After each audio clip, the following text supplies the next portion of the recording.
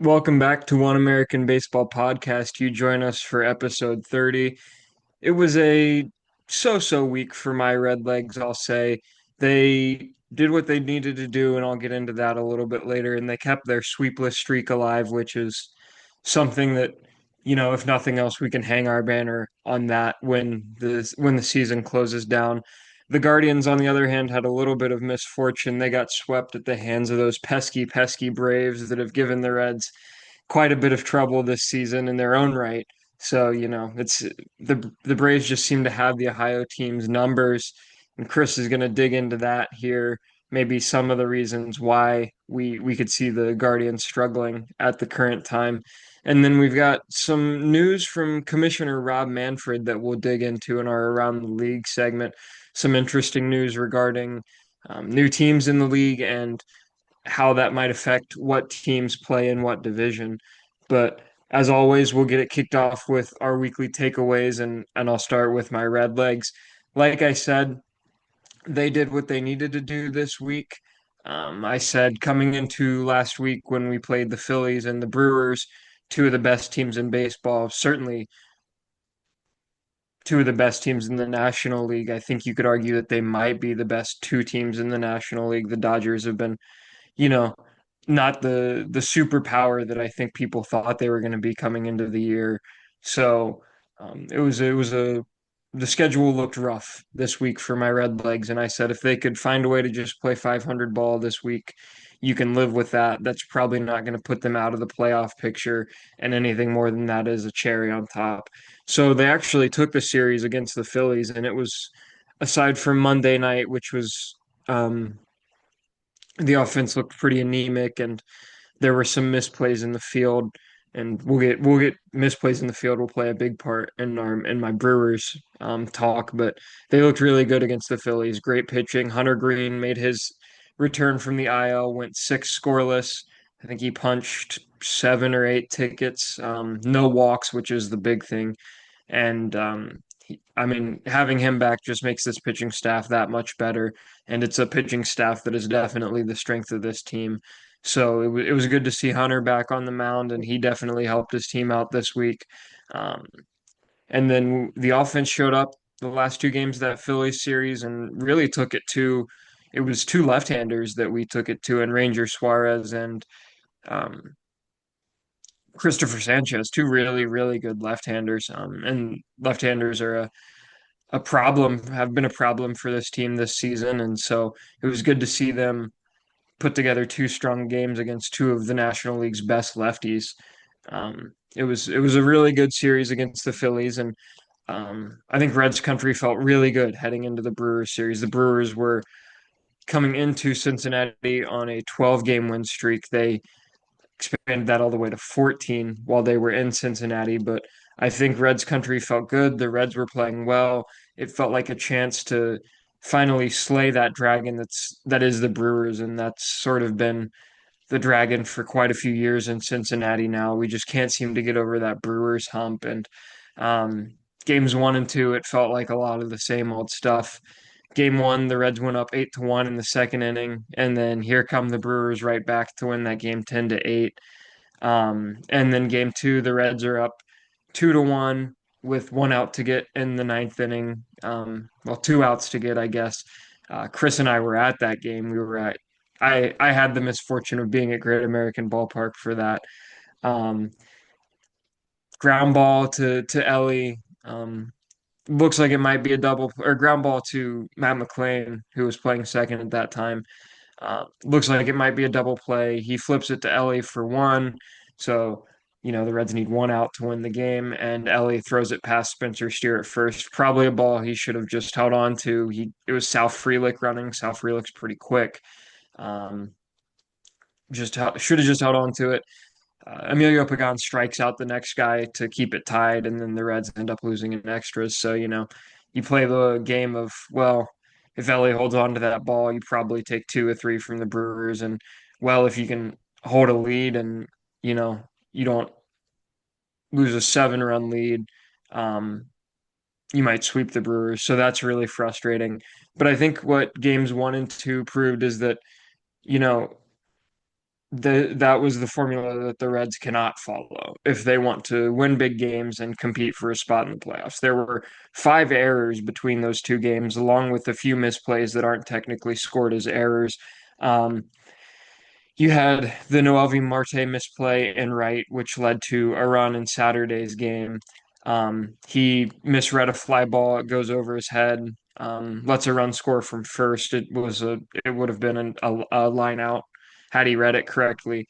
Um, and I think some people are. I don't know if anyone's mad at Noelvi Marte. People are questioning why he's out there, and I think that's a fair question to ask. I mean, it points to this organization's lack of focus when it comes to drafting outfielders, developing outfielders, signing guys who are legitimate outfielders. You stick a guy who's played shortstop and third base out there, and he's bound to misread some balls. I mean, reading fly balls is hard playing slow pitch softball. Um, so I can't imagine what it's like at the major league level, especially if I mean, Noelvi's probably played 20 games at this point, if that, in right field now. So it's hard to be mad at him, but it's very easy to be mad at the situation, and I think that's justifiable. Um, and then Ellie really struggled defensively the first 2 games of this series. In game one, he tries to glove flip a ground ball that would have been a double play.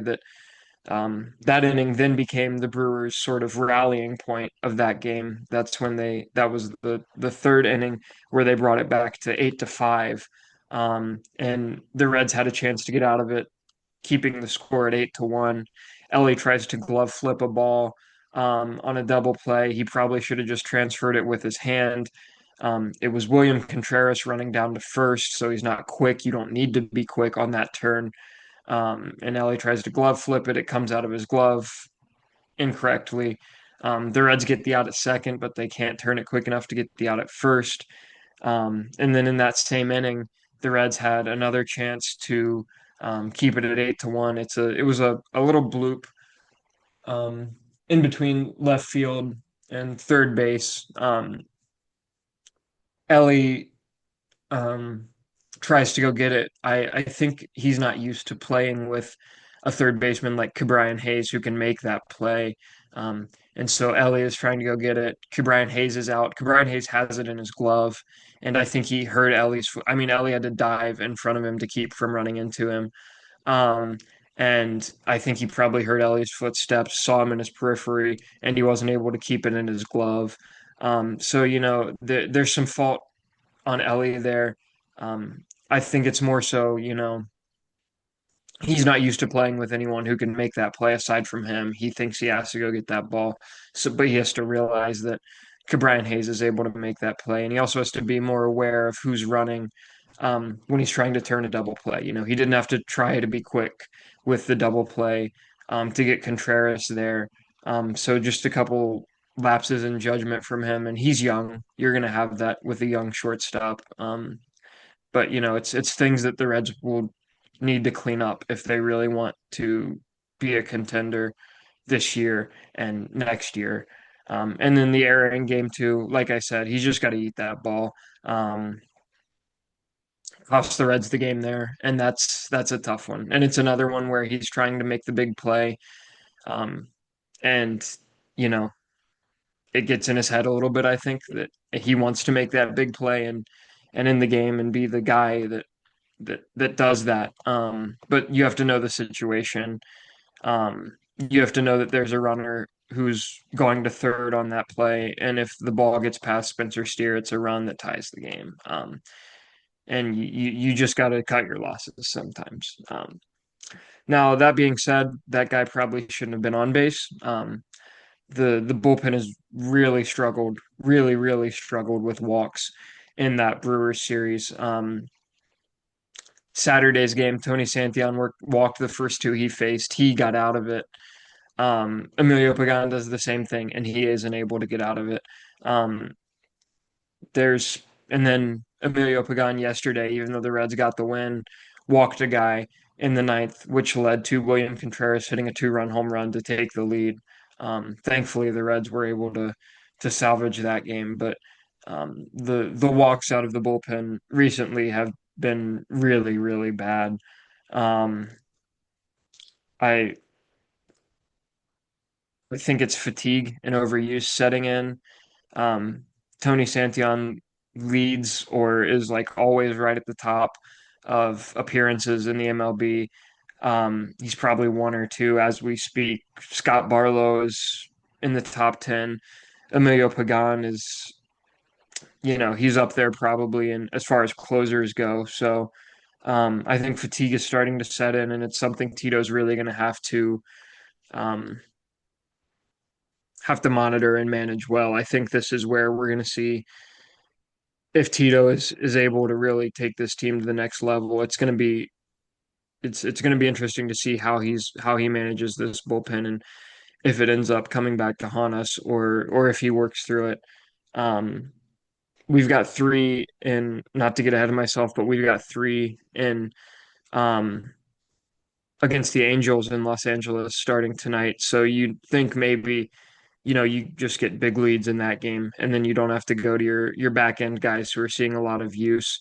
Maybe they're able to get some rest early this week, but I that's not really the way this Reds team tends to play. So you feel like you're going to need them. And then yesterday we almost got devil magicked again um, by the Brewers, but we eked it out and kept the sweepless streak alive. That was the Jose Trevino legacy game yesterday. He had the sac fly. He had a sac fly to drive in the first Reds run of the game, and that would have been enough to win it if not for William Contreras in the top of the ninth. But then he hits a single to right field to tie the game in the bottom of the ninth and send it to extras. Um, he threw out a runner trying to steal second. I believe that was in the eighth inning. So um, he gets that guy out and neutralizes that threat. And then the Brewers attempted a bunt in the top of the 10th to move Andrew Vaughn over to third base. Trevino alertly, it was right out in front of the plate. It wasn't really that great of a bunt for your purpose. Trevino alertly threw it over to third. Cabrian Hayes makes the tag, holds on to the baseball. And you know, now you basically eliminate that free run for the Brewers. And the Reds get out of the 10th without giving up a run. Um, I'm glad we extended Jose Trevino. There's a lot of talk that Tyler Stevenson doesn't want to sign an extension or the Reds aren't willing to meet the number that um he wants or he thinks he deserves. And so, there's a good chance that Tyler Stevenson, I believe he would be gone. His contract would be up at the end of next season. So there's a lot of talk that he might get moved either this offseason or at the trade deadline next year if the Reds can't extend him. And having a guy like Jose Trevino makes you feel a lot better about that. That's a guy who probably is starting on 25 MLB teams right now. He probably is second string to like a Cal Raleigh, um, maybe maybe Shea Langelier or someone like that. But Jose Trevino is a guy who could start in a lot of places in the MLB, and we have him as a backup catcher, and now we have him for I think 3 more years after this season. So that's huge. It shores up the catcher position, which is a pretty valuable position on the diamond, and it's hard to come by a good catcher um, who's really going to move the needle for your team, and I think he does that. Um, the Reds made some roster moves this week. Early on or I guess last week, but early on last week they placed Chase Burns on the 15-day IL with a grade 1 right flexor strain. It's there's two sides to this coin. One side is a grade 1 right flexor strain, and a right-handed pitcher is sort of uh, it can be a precursor to like a Tommy John type injury. The Reds didn't seem to make it sound that serious, but it could be, and they're just holding on to that information for right now. There's also the side of the coin that this could be a phantom IL. load management sort of strategy now that Hunter Green is back and Nick Lodolo's close to being back. They Chase Burns is on an inning cap this year. That's been well discussed. So, they're giving him 15 days to he doesn't have to worry about pitching. And then when he comes back, Nick Lodolo's likely back and he can just go straight to the bullpen. He doesn't have to worry about making another start. And that sort of buys you some more time with his innings. And you can get some use from him in the playoffs in the postseason if you're able to get a wild card spot. So I'm really hoping it's just a load management thing and not a bigger injury than it is. And no other news has come out about it. There's been no MRI news or anything like that that's been concerning. So um, as each day goes on, it feels more and more like this is probably a phantom IL stint um, for Chase Burns. Now, yesterday, I think the Reds shocked a lot of people with a roster move. Jake Fraley got DFA'd, and it's a move that I think has a lot of people up in arms. Jake Fraley is a guy who's well loved in Cincinnati, and he's a good fourth outfielder option. Um, he's by no means an all-star, or should he be starting for the Reds at this point, but he was a good guy to have on your bench. Um, 0.4 WAR and a 94 OPS plus for the Reds this season. So Will Benson gets recalled from AAA as Fraley gets DFA'd. Um, the press conference that Tito gave made it seem like Fraley was upset with his playing time. When Noelvi got moved to right field, Fraley sort of got moved to a bench role, and um, Fraley was upset with his playing time, so the Reds decided to DFA him so that another team could pick him up and give him a chance. Um, and I think some people were upset that the Reds would do that, even if he is upset with his playing time. I think, let me pull up Will Benson's stats here. The WAR is probably not as good with the strikeouts and everything, but I think Will Benson actually has more WAR than Jake Fraley at 0.6. And his OPS plus is 82, so his OPS plus is a little lower. But he does have more WAR than Jake Fraley. Um, I think, if I'm sure Tito had quite a bit quite a bit of leverage in this discussion, or they valued his opinion quite a bit when they were deciding what to do with Jake Fraley. And I think, Tito knows how important having guys who want to be there is. I would imagine he's a Hall of Fame manager. Part of that is managing the clubhouse. So if Jake Fraley doesn't want to be there, if he's upset with his playing time, um, it's you're in the middle of a playoff push. You can't have a guy in the clubhouse who doesn't want to be there. It's important to have a good clubhouse. I think a lot of a lot of managers would tell you that. Um, you know, so if Fraley doesn't want to be there and, he doesn't want to be optioned down, just DFA him. Let another team pick him up. I think that's the best option. I don't think you're losing much calling up Will Benson. In fact, I'm a big Will Benson fan. I think you're probably gaining something by calling Will Benson up. I think he's a better fourth outfield option than Fraley. We saw last year that Will Benson probably isn't a guy who's ever going to thrive getting everyday playing time. But as a fourth outfield option, he's got a way higher ceiling than Jake Fraley does. We saw that in May when he had that stretch of 5 games or 4 games where he hit like 5 home runs. He's a guy that can catch fire and carry a team for a week. And I think every team needs a good vibes guy. We see it with Austin Hayes. I mean, or not Austin Hayes, Austin Hedges. Austin Hedges was on the Texas Rangers simply because he's a good vibes guy. That's why he's in the league at this. I mean, he's not a good baseball player. I think it's fair to say he's not providing any value to any team on the field. But he's a good clubhouse guy, and so that's why he keeps getting signed places. You need a good you sometimes you just need a vibes guy to get you over the hump, and I think Will Benson is that for this team. Um, the last little wrinkle in that is that it opens up a spot in the 40-man roster. Some people are speculating that it's for a Sal Stewart call up. That news hasn't come out today. I was honestly hoping for it um, for most of the day that we would see that Sal Stewart had been called up, but that's not the case, at least today. Matt McLean has been seeing less and less playing time at second base as he continues to struggle. Sal Stewart, that's one of the positions that he's been playing as he comes up through the minors. He's been a third baseman and a second baseman. So, um, you know, there's the thinking that you send McLean down as he continues to struggle. Let him figure it out in AAA because I mean, he missed a year of baseball. Um, that's that's can't be easy to come back from.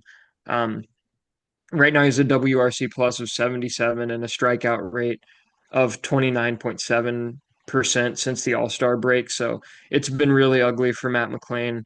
Um, Sal Stewart's raking in AAA. Maybe that's the shot in the arm that this team needs to get them over the hump too. Um, like I said, it hasn't happened yet. I would hope it happens by the end of the week if they're going to do it. But I guess we'll have to wait and see on that. Um, and then this week, like I alluded to earlier, the Reds have the Angels there in Anaheim, and then they play the Diamondbacks in the weekend slate. They're on the West Coast until their last game is Wednesday of next week when they take on the Dodgers in a three-game set. So it'll be a lot of late nights for me. I'll have to use the back end of next week to really get my sleep schedule back in order.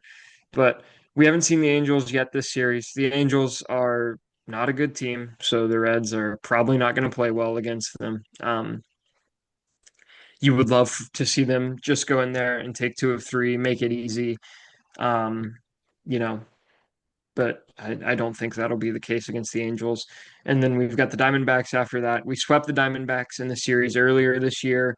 Um, I don't think you can expect a sweep of them again. They've been playing better baseball as of late. So, um, I think at this point, the Reds need to win every series. There isn't really much room for error at this. You can't afford to lose series that you should win. Both of these series are series that the Reds should win, um, and they need to do that.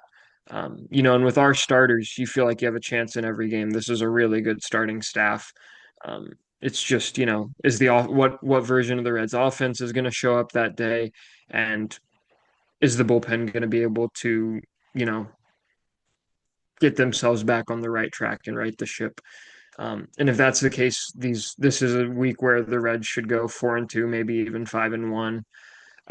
But it's not a week where you can afford to go 500, I don't think. And the Mets, they beat the Mariners this weekend in a series. The Mets seem to be finding their footing a little bit. They were scuffling there for a bit, but you knew that that wasn't going to continue forever. They're a really good team, and they were gonna get it back on track at some point. And so the Reds can't afford to they're not going to have the grace that they had these past couple weeks where the Mets just were keeping them in it by virtue of the Mets not playing well. The Reds need to start playing well. I don't think the Mets are going to gift it to them anymore. But that's all I have for my Red Legs.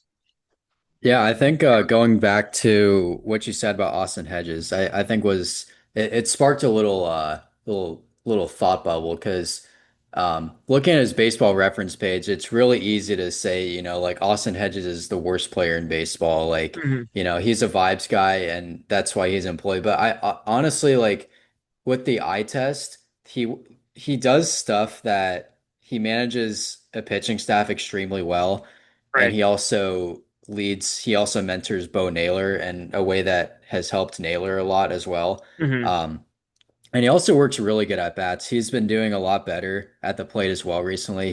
He had a multi-hit game earlier this week, and that was I think it was the first multi-hit game he had all season, and he hit like his second double of the year. But Hmm. Hedges has looked a lot better at the plate, a lot more comfortable. So I honestly don't really mind. Obviously he's a great guy to have in the clubhouse, but as from a pure fan standpoint, I love what Austin Hedges brings to the table.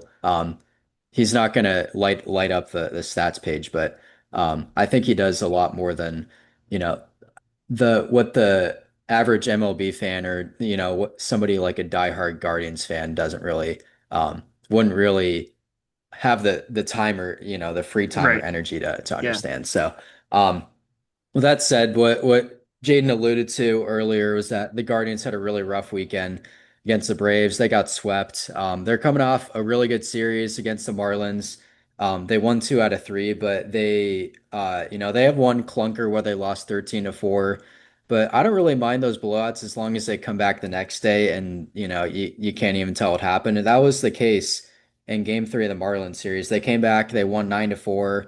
It really looked like the Guardians had continued their role that they were on over the last month or so. Um, and they even came back from a 3-0 deficit in that game where they won 9-4. They scored, almost 9 unanswered runs. But the next day, again, when the Braves came to town, it was like a switch flipped. Hurston Waldrep, um, for the Braves. He made his third start of his career. He's a really good young pitcher. He kind of reminds me of, like a Spencer Strider or a Spencer Schwellenbach on the mound. He doesn't throw quite as hard as those two, but his delivery reminds me a lot of those two. Um, and he was really tough. He had a really tough changeup. He is very good at tunneling his pitches. So he was just playing impressive on the mound. He's a great pitcher. But the Guardians also faced some more hittable guys in the Braves bullpen. The Braves are not really known for their bullpen. They still couldn't really get anything going against them in that game, and they only lost 2-0. So that was a relatively winnable game for the Guardians. Again, they kind of looked lifeless game 1 of that series, not the end of the world. But then they came back on Saturday and they looked completely lost. This was the night that we were in Cincinnati watching the Reds game, so obviously wasn't able to watch it, but I was following along with the score, and it wasn't pretty, and I would imagine it was pretty. I believe Austin Hedges might have pitched an inning of that game, but I could be wrong. But anyway, um, we lost that game 10-1. So, and then, you could have wiped the slate clean yesterday. It wasn't ideal to lose a series 2 games out of 3, but if you get beaten a series, it's not at the end of the world as long as you keep winning series after that. But that was an extremely frustrating loss on Sunday. The Guardians got out front 4-1. They just made so many mistakes. That was a game that the Guardians should 1000% have won yesterday. Logan Allen, all things considered, had a pretty good start. He went 5 innings, gave up 2 runs, I believe. Weren't really the runs weren't really his fault. He looked pretty good on the hill. The Guardians did give the Braves an extra out in that second inning where Angel Martinez. Um, or it might have been the third inning. But anyway, Angel Martinez made an error that ended up costing the Guardians 2 runs. Um, and that was the difference in the game. The Guardians lost 5-4 yesterday. There's also an instance where, Nolan Jones hit the ball a couple feet to the right of the foul pole, which could have easily been a 3-run homer. So you had that happen. Also in the second inning of that game, the Guardians left the bases loaded. There was a bad base running error by Manzardo in that same inning that cost the Guardians at least 1 run. Um, there's another, Jerkson Profar hit a 2-run homer that was pretty dinky. It was a 91 mile an hour hit. It was hit 339 feet, and it just barely got over the fence. So that was another kind of bad break that the Guardians got. To Profar's credit, he stayed back on the ball, but he was just way out in front of that pitch, and it looked like he barely made contact, and like I said, barely got out of the park. So that stuff happens. And then it looked like the Guardians had a little bit of life in that eighth inning where, they were down 5-4. Um, Pierce Johnson was on the mound for the Braves, and he had walked 2 straight guys in that eighth inning. And then Quan comes up, and first pitch scores around a bunt. It was a high and away fastball. He just popped it up straight to the third baseman. And you don't see Stephen Kwan making really any mental mistakes like that, but that was pretty bad. That was one of the biggest mistakes I've ever seen Stephen Kwan make. And you got to know in that situation, when the pitcher is throwing 8 out of 9 balls in the inning, and it's been tough for you to get runs across, and you finally have momentum going your way, you gotta you can't even swing the bat. Don't even think about swinging the bat till it gets in the zone. And then, whatever. If you want to bunt then that's fine. But scoring around the first pitch when, he's done that so many other times this season. Opposing teams know when they're facing Steven Kwan, when the Guardians get a rally going, that he's liable to bunt. So to counter that, the Braves, set up high and away, and they got exactly what they wanted out of that situation. And it seemed like the momentum went right back in the Brewers' direction. After Steven Kwan popped out. And Daniel Schneemann a really good game yesterday. Jose Ramirez has been on a huge cold streak, and I that kind of segues into the next sort of takeaway I have is that J-Ram's been oddly streaky recently, the last couple months really, but he's been on a pretty bad streak.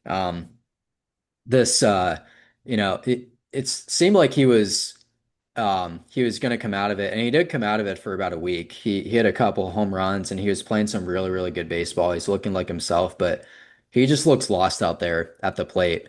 Um, and it's really uncharacteristic of Jose to be streaky like this. He's been so consistent his whole career. So, he's liable to turn it around on any given night. But yeah, it's been really hurting the Guardians, especially, they've been getting production from other guys in the lineup, and when especially Jose has been a little inconsistent and Steven Kwan has been really inconsistent, it's really tough for this team to have a prolonged kind of run like they did, where they won, I think it was 23 out of 31 games. And that's going to come to a screeching halt at some point when you don't have the top two, your two best hitters performing at the rate they should. So, um, I I could be overreacting by this, and we love to overreact here at One American Baseball Podcast, but I feel like the Guardians are kind of regressing to the mean a little bit. But they could always bounce back against the Diamondbacks. Like I said, they've overall been playing some really good baseball, but man, that series against the Braves was an absolute clunker. And it really makes things a lot harder on the Guardians. That kind of brings me to my next point with the Guardians. It begs the question, have the Guardians played themselves out of the postseason? And I think it's tough. You can't definitively say right now because they're still 3.5 games out of the wild card spot. But they have lost 3 games in the wild card race. They were sitting at a half game out of the wild card when last week when we were recording. Um, they're now 8.5 games back of the Tigers in the division. So 3.5 games isn't insurmountable. There's a lot that can happen, but it especially hurts because it's one thing when, another team beats you fair and square, but when the Guardians just beat themselves like they did yesterday, and that's happened so many other times this season where the Guardians should have won, several games at this point that they like I said, they beat themselves, and it just really, really hurts. So the Guardians put a lot of pressure on themselves when they had that 10-game losing streak. They needed to play 600, 700 baseball the rest of the season if they wanted to make the playoffs. And they have been doing that to their credit, but it's just not exactly sustainable when you're not uh, the front runner in the division or the wild card race. It takes so much more energy to make up a deficit in the wild card race than just like maintaining the gap that you've already created late in the season, especially because people's arms get torn up and there's just the fatigue of the season that sets in. Um, so it's just not ideal. And another question that I think has been circulating around Guardians country is, are we going to see Travis Bazzana in Cleveland by the end of the season?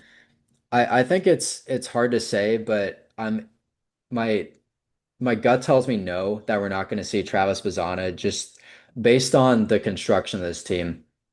So, we have Nolan Jones.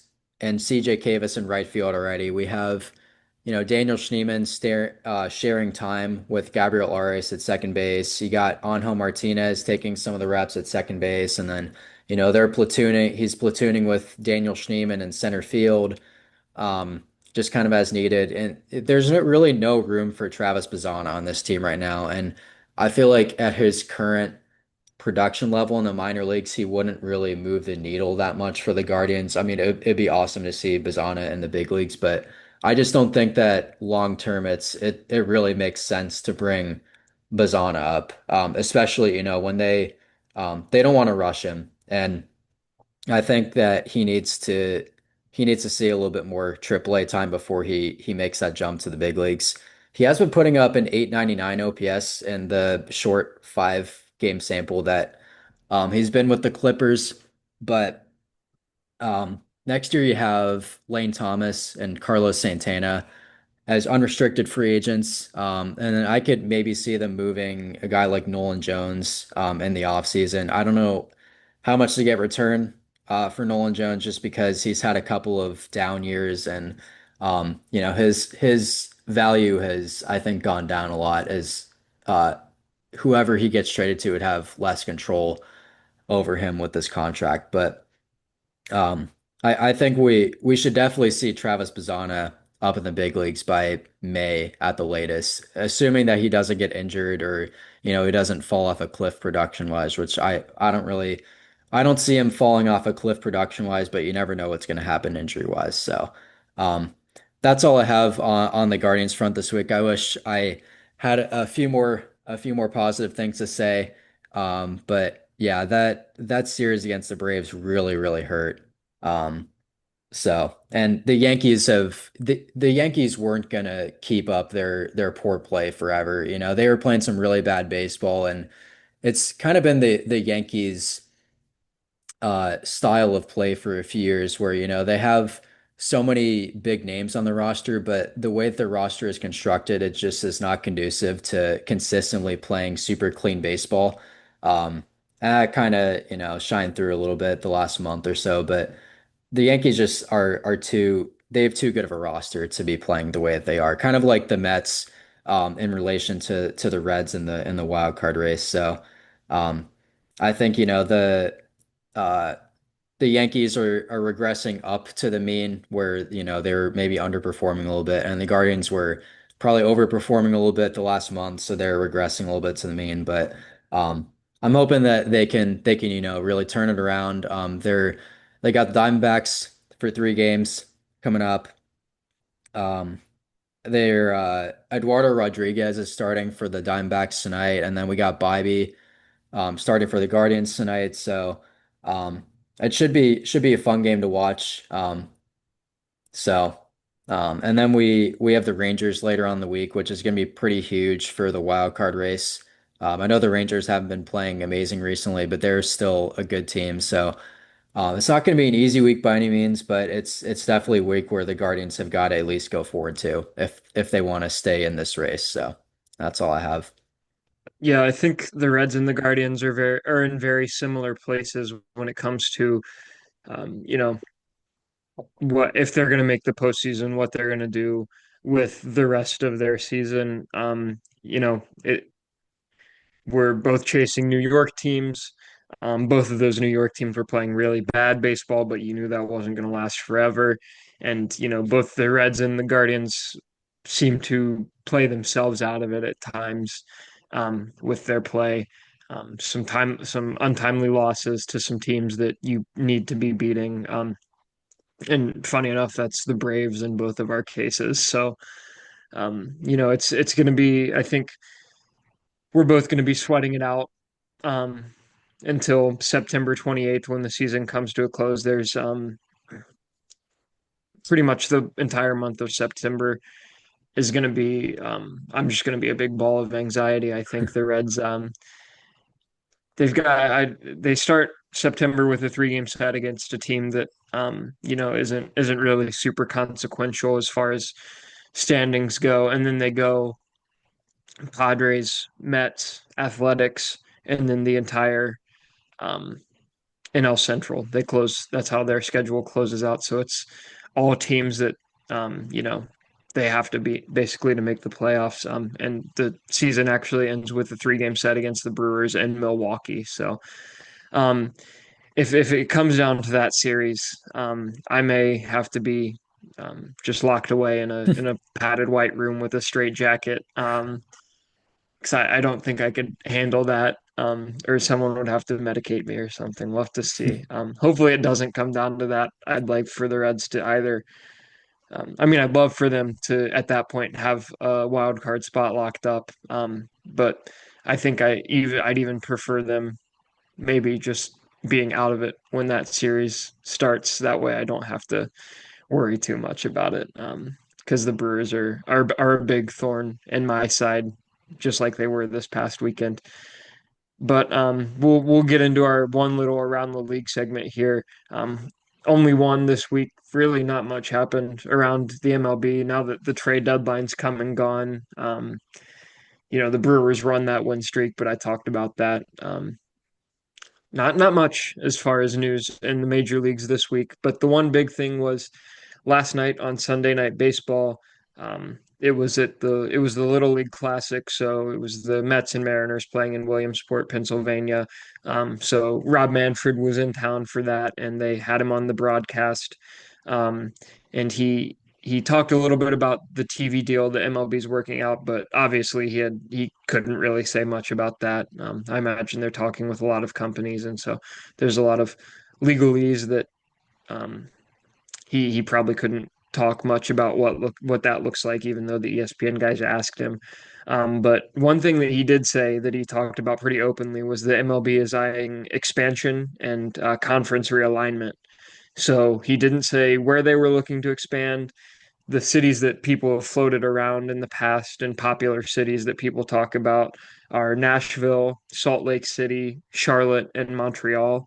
I think, you're probably looking at Salt Lake City getting one. I think they'll probably want to add like one East Coast, and one West Coast teams. Um, it'll probably be, you're adding one team in either the Eastern time zone or the Central time zone, and then you're adding one in either the Mountain time zone, probably the Mountain time zone. The West Coast is pretty chock full of teams, so I would imagine. I think the case for Salt Lake City is pretty strong. But he did seem to hint that realignment would be based more on geographic location if and when this happens. He said, we want West Coast teams playing West Coast teams, and we want East Coast teams playing East Coast teams because those time differences, you lose a lot of viewership with that. Either way, West fans of West Coast teams can't watch because the game happens at like, you know, 4 p.m. and you're still at work or you're driving home from work. And, us East Coast fans, if we go play on the West Coast, we're up until 12:30 at night for the end of the game. He seemed to, want it to be based more on geographic locations. That way, um, the the the TV markets do better. And people have baseball Reddit's been alive today with people sharing what that realignment would look like. There's a world where the Reds and the Guardians share a division. I think the more popular opinion seems to be that we go back to just East and West and we do away with Centrals, sort of like it was up until um, I think it was sometime in the 2000s that the Central divisions were created. But before that, it was just, two divisions in each league. I think that probably makes the most sense with 32 teams. That'd be a good way to split it up. Um, but yeah, Chris, do you have any thoughts on this? Yeah, I actually have a lot of thoughts on this. I think that number one, the teams that I think that Salt Lake City has the best chance at Hmm. becoming a Major League Baseball city just because the climate is favorable for baseball in the summer, and Salt Lake City is a growing city as well. And like you said, they need another team in the Mountain Time Zone. Um, and then another thing is, I think it'll be a 50-50 shot between Charlotte and Nashville. I think that whichever team ends up there is going to have to build a dome just because you saw with the Bristol Motor Speedway series, in Hmm. Nashville, I think it's a little bit too prone to rain Hmm. in the summertime. And then in Charlotte they get hurricanes. So Right. I think that both of those cities would have to build a dome, which would probably be a little bit more a time-consuming endeavor, but I guess you never know. I don't know the logistics with building a stadium, obviously, but I would imagine that that would be a little bit harder. Maybe a retractable roof. I don't know. But Hmm. anyway, those would be things to, I guess, consider from a league planner standpoint. But I really wouldn't mind um, a a realignment for the MLB. I think that. The NBA has plenty of things wrong with it, and we definitely talk our fair share of crap on the NBA, but I do think that the Eastern and Western Conference wouldn't be the worst thing to happen. Right. I know that like a lot of baseball purists are gonna disagree with me saying that, but um, like you said, with the viewership, I like being able to watch my team at 7 o'clock every night, Hmm. or like 6:40 or whatever. The Wednesday matinee games or whatever they have to do a getaway series, but you wouldn't have to. There wouldn't be as much wear and tear on players' bodies, so I think that players wouldn't really mind it as much. Obviously it'd be less travel. It wouldn't be as much stress for um, like the logistics people, booking hotels and stuff and getting flights arranged, and especially if a game gets postponed or something and you have a flight across the country, then that Right. becomes a lot less of a headache. So it definitely makes sense in a lot of ways, but I don't think that any of this can happen until the Rays and the A's find a permanent home. And that's Hmm. got to be the MLB's number one priority with this, is making sure that they have a long-term home. And I haven't really browsed Reddit or anything for this, and I'm just kind of shooting in the dark here, but I think it I think it makes sense for the Rays to move to Orlando. Um, Hmm. yeah, obviously they got Disney there, and Tampa is kind of, I don't want to say it's landlocked, but they have very few options as far as land that they can use. Right. Um, in the Tampa Bay area, and they kind of burned a lot of bridges as well with the Tampa zoning with like the cold feet that they've had as far as building a new stadium, and Hmm. that whole situation. So I think moving to like Orlando or something wouldn't be out of the cards for the Rays within, I don't know, the next few years. But I saw an article that Manfred retires in 2029, or he's planning on retiring after 2029, after his tenure's over. Um, and this realignment would happen maybe after that because there would have to be a couple more teams in the league in order for this realignment to happen. So this is several years down the road.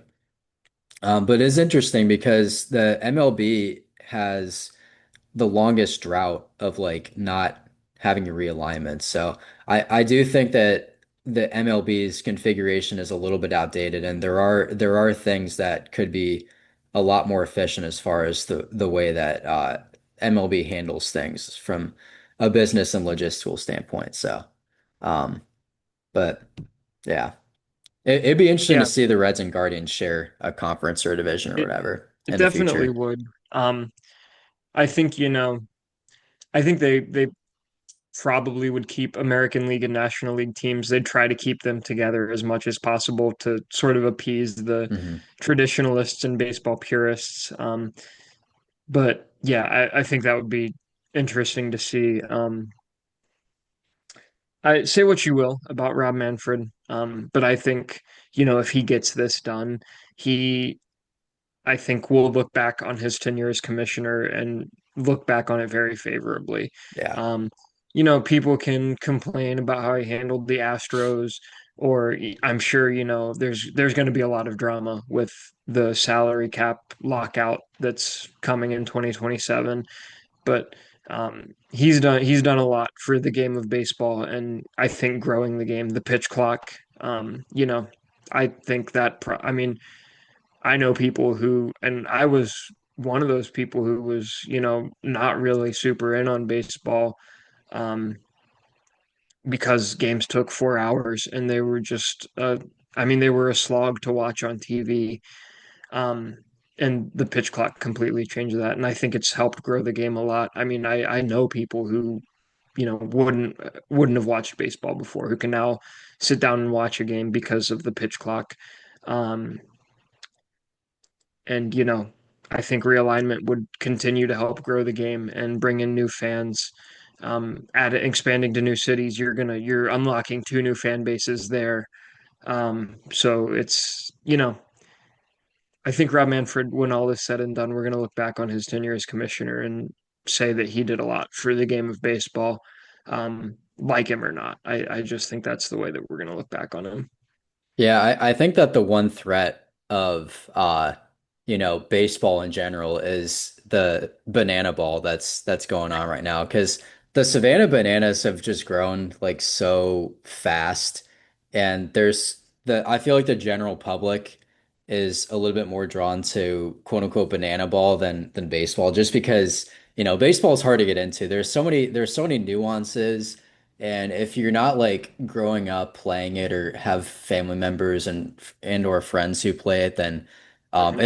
it's not a very easy sport to understand. It's not a very, it's like watching golf. Right. It's kind of comparable to that for a lot of people. Yeah, it's not exactly the most exciting sport, but I do think that, like you said, Manfred has done a lot of things to sort of catch baseball up to where other sports leagues are, um, and sort of bridge that gap between, the older generation, who's watched baseball all their lives and keeping them happy while also getting new fans Right. Yeah. to tune into baseball. So, um, Yeah. just stuff to We'll think about, I guess. we'll have to do a banana ball episode in the off season. I have a lot of opinions I do on too. that. Yeah, I think we need to do some more research on that. that would be a fun one to talk about Yeah, after the season shuts down. But we'll do that at a later date, and that's where we'll leave you for this week. Thank you so much for listening to episode 30. We hope it was a great time. We hope it's a good week of Reds and Guardians baseball, and we can report back next week that both the teams have made the jump into the wild card standings, and now they just have to hold on for dear life. But thanks so much for listening. That's where we'll leave you for this week, and we'll catch you next week.